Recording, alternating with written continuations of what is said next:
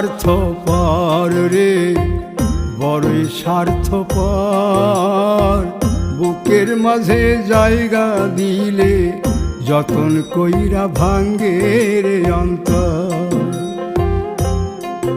মানুষ বড়ই স্বার্থপর রে, বড়ই স্বার্থপর। বুকের মাঝে জায়গা দিলে যতন কইরা ভাঙ্গে রে অন্তর। অচিনা এক জংলা পাখি যতন কইরা বুকে রাখছি, বুকের পাজর ভাঙ্গা সে যে সাজায় অন্যের ঘর রে, সাজায় অন্যের ঘর।